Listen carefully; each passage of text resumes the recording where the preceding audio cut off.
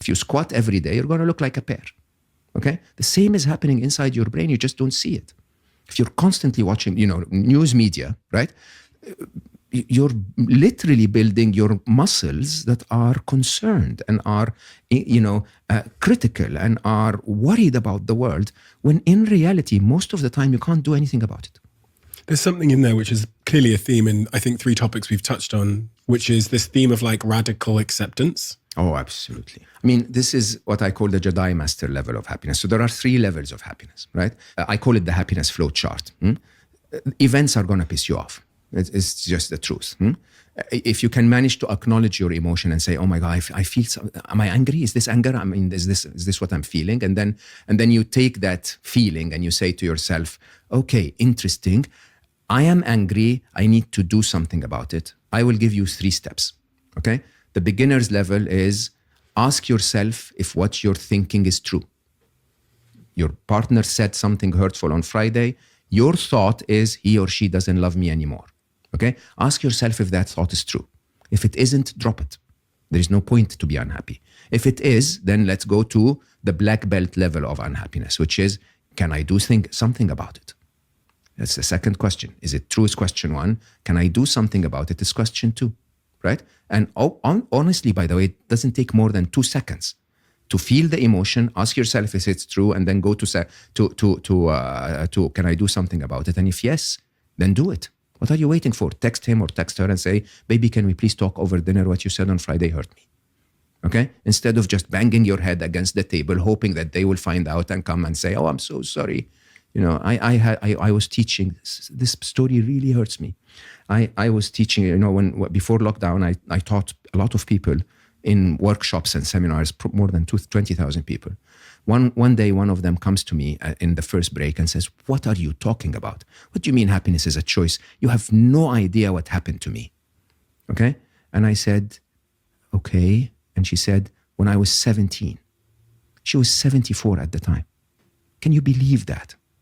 57 years of holding on to one thought, hitting her head against the wall." Right? And I hugged her. I cried. And I said, "Did it work? Did all of that work?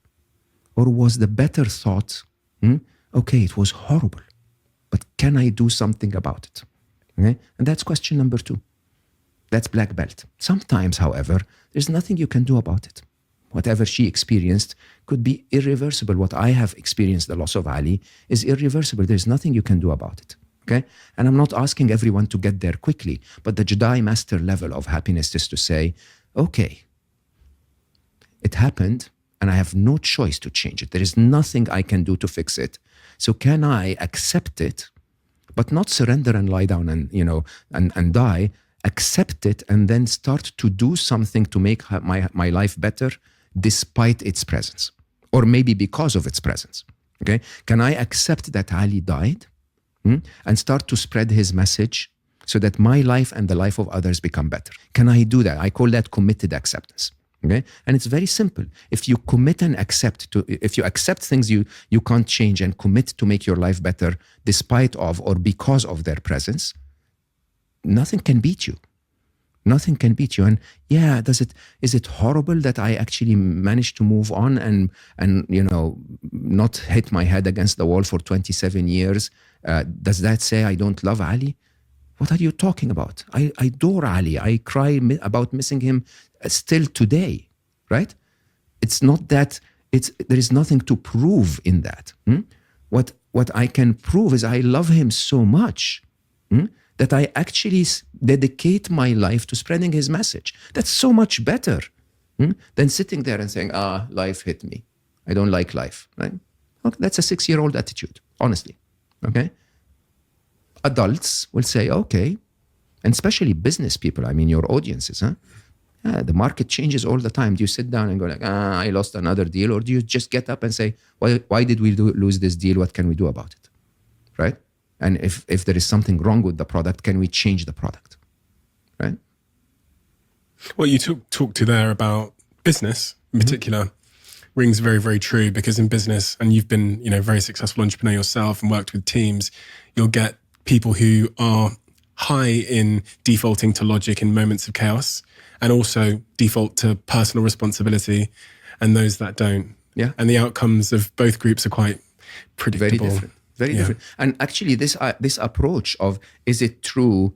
Can I do something about it? Can I accept it and commit? I learned that in business.